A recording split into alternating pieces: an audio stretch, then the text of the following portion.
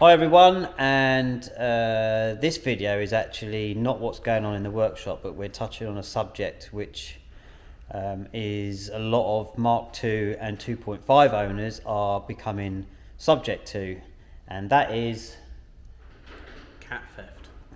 Cat theft. And we were going to do this video and sort of just run through with a solution that we've been doing a prototype on. And just so happens that while we were literally beginning to do this video, we had the call, and the lady that's got our Mark 2.5 courtesy car has had the cat stolen. So that's going to be the other part of this video. So we're going to have a look at what we've done on this. Actually, as you've just finished installing this, haven't you? So this is the first prototype. But as I say, literally just about an hour ago, we had a call. She parked the car up, came back to the car was making a really loud sound. She was saying it was fine beforehand, and we heard the noise, and it's definitely had the cat cut out of it. So that's going to be arriving back on Thursday. So we will literally pull that up on the ramp and see what sort of thing they're leaving the cars in a state of. But let's get to what we've just fitted on this car. Right, okay, so Ash has finished installing this, and it's a 3mm boxed cover with flanges on, and that's bolted up through the floor pan, which, as you can see, covers the cat. This is an auto, this one, but we have tried it on the manual one, but it just so happens that the guy who owns this car, did he have his one stolen, this one? Yeah, so he actually had his cat stolen on this car, and this was the sort of catalyst for, you see where I've gone with that? Yes, this was the catalyst for us to think, well, what can we do about this? Is there a temporary solution or something till this is over that can be removed? And this box, I think, is a possible deterrent. So the next one's going to be out of aluminium. So how did you find it going on, Ash? Yeah, it went on reasonably well. It is very heavy because it's currently out of steel. Aluminium should hopefully fix that issue. So it would also have the benefit of aluminium usually clogs up steel cutting tools. So if they try and cut through it, they're probably likely going to wreck whatever they're trying to cut with. But yeah. So there's also going to be probably a large number of people watching this video that actually don't know about this problem. So there's going to be a number of you some of you have been affected, some people have actually called us on it.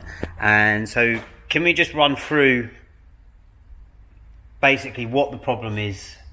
So it's the value of the metals inside the cat that's valuable, isn't it? The aftermarket cats, if it's had a cat replacement, they're not worth anything. But the original Mazda Fit ones, at the moment, they're worth quite a lot of money, so people are stealing them. It's probably fair to say that they're probably not even bothering to find out whether they're an original or not. No, they're just ripping them off, aren't generally, they just jack them up, cut them off, and it's the thing is they can do it so quickly, and that's how they're doing it. 5 minutes and it's gone. Yeah, we had I had one guy phone us up, and basically he went to like a Tesco, Sainsbury's, I don't know where it was, parked the car outside in the car park, open to everyone, and then literally came back and his cat had been stolen. And the thing is, because it's such an obvious thing, like if you're wearing like a high-vis jacket or something like that and a jack, other people will just assume that you're either fixing that car or just working on it. So they're not going to be like, what are you doing? Because you're not trying to steal in it, you're jacking it up and you're underneath. So I suppose most people are thinking, oh, just fixing the car. And literally probably the reciprocating saw, chop it off, and literally 5 minutes and it's off. So, you know, when our courtesy car comes back, we'll have a look to see we'll be able to see where they're cutting it and what damage they've done and so on. But yeah, it's a bit unfortunate, but I don't think there's anything else to touch on with this other than a sort of quick thing. Well, we have actually put a piece of wood across here and tried lifting it up, and the floor pan does flex a little bit, but it was starting to lift the car up. With this really not flexing at all, was it? It's strong enough to lift the car if you really wanted to. You know, and it's going to add so much more time cutting through that. Yes, the downside is it goes through the floor pan, but those holes can be cleaned up at a later date, and you know, they're not too much of a problem. Even just like a The rubber thing is, grommet put in it. any other alternative is going to be they're going to have bolts through where they can undo it from this side. This way, there's no way of them getting it off without cutting it off or breaking into the car and removing half the interior, which obviously they're not going to have the time to do that. That's what it's all about. I wonder what they're doing about on the Mark 2.5s with all the bracing on. The slot in the bracing is big enough that you can still get a saw in there and cut it really? and then drag it out the back. Yeah. Bugger. Obviously, this has been prototyped and it is a bit lower than we would like it. So the actual batch when they go into production will sit slightly higher. So you lose a little bit of ride height with this one. Trying to get a good shot without the sunlight coming in. This car's standard height, so it's not going to be an issue. It's still sort of higher than the front lip on the bumper, but obviously we're going to sort of. There's nothing else you can do though, is there? It's got to be able to get on there and got to cover the cat. Yeah. So that's where we are at the moment. So next part of this video, we'll have our courtesy car back with its stolen cat and see what those cheeky monkeys have been up to. Right, we're back. We eventually got the courtesy car in and up on the ramp to ascertain to see what damage has been done on the car while the cat was being removed, and it definitely looks like a reciprocating saw that's been cut. You can just see some marks there on the gearbox, probably where it was like bashing into it. So they've cut literally just the cat section out, which is what we thought they were done when we looked at the other cars, but that now means that we've got to get another cat, which we'll just unscrew from the downpipe there and then fit another one on. But our plate that we've had done that covers this up is definitely going to put a delay to that. There's no way that they're cutting through that with a reciprocating saw, but yeah. Sorry, excuse me. I have to press this button 3 times for it to flip. Okay, so that's the damage on the courtesy car. We're going to order another cat in and then get that done and then do a few other bits on it. Alright, speak to you in a minute.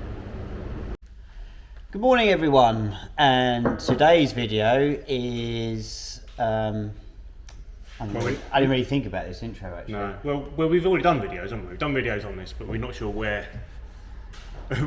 For you, it's like a couple of seconds, but for us, it's been a week or so since we last did a video on this. We're doing a lot of videos at once. But anyway, this is the cat protection plate that we've been developing. This is the first one, the prototype one, and this one is actually steel, which is why it's got a coating on it. But the actual ones will be aluminium. The reason for going for aluminium is obviously there's a weight issue with steel, and also, although steel will be difficult to cut, it would be more difficult to cut than aluminium, but you have to consider the weight issue. But aluminium will clog up the tools we suspect are being used to remove these cats. They'll either be using the... Actually, have we got my cutter thing? Don't know. You can get a chain. You can get like a chain that's got like little cutting wheels on it, and you wrap it round an exhaust and you do that and it cuts through. They'll either be using that, which obviously would be no good to cut through anything, whether it's aluminium or steel, or they'll be using like a battery operated reciprocating saw, which is probably what they are using, and aluminium will just clog up those blades very, very quickly. So have we actually introduced this as the MX5 Mark 2.5 anti-catalytic converter theft system though? we have now, yeah. Because I'm just wondering if people are going on saying, what? I can see what you're describing, but what actually is it for? Yeah, well, I think I'm pretty certain we've already done that as part of the video earlier.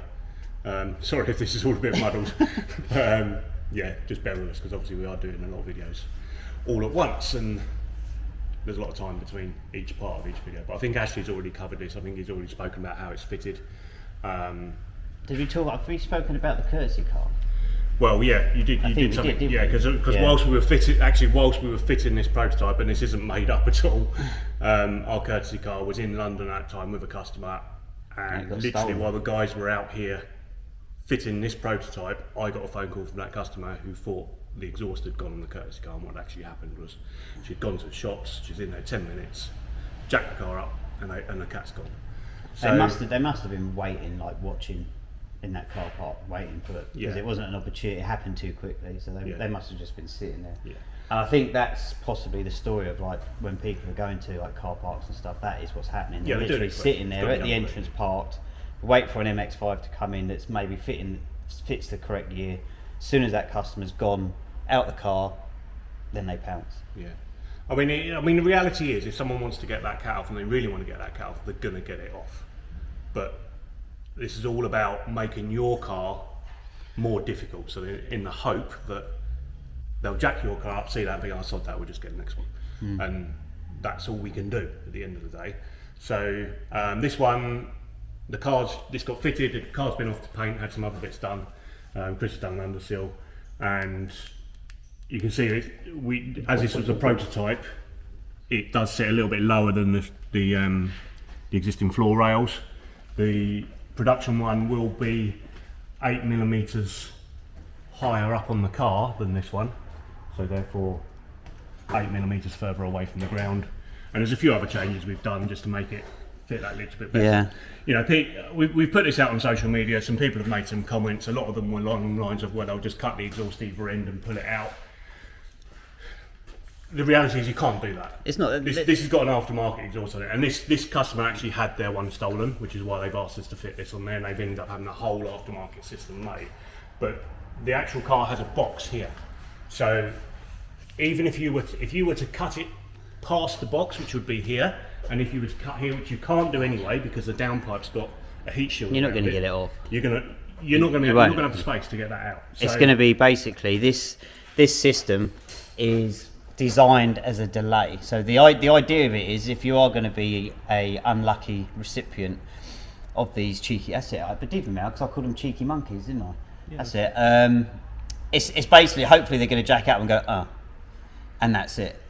At the end of the day, that's what any sort of anti-theft alarm. It's a delay in terms of what they can achieve in a certain amount of time. And I think even being aluminium, it isn't going to be as strong as the steel, but it's still going to take an extra time to cut that and then cut the exhaust, which is more time, more noise, more risk. So anyway, by the time this video goes out, hopefully these will already be on the website. We've got the first 5 production ones that are coming to us, well, probably next week from the date of recording this video. So by the time this goes out, they should be on the website. yeah, the only other thing that we were chatting about the other day is that I thought of is that the only other thing, if you were to sort of try to park your car in a way, I think to minimise the risk, I'm pretty certain that these are being jacked up on the passenger side and then lifted up. So obviously the exhaust, if you look at it, obviously sits nearer the passenger side, obviously with the gearbox here.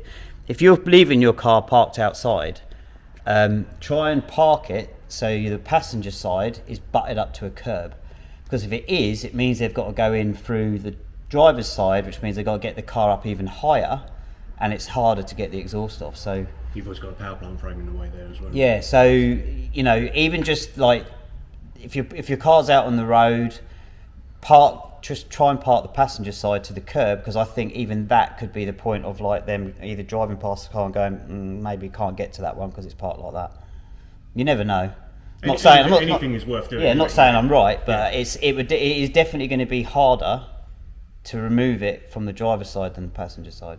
And also then they're potentially in the road doing it as well, aren't they? Yeah, so you're not really going to get a trolley jack from the side. You could probably get it from the back on the side, but again, it's just ways to sort of try and prevent it from happening.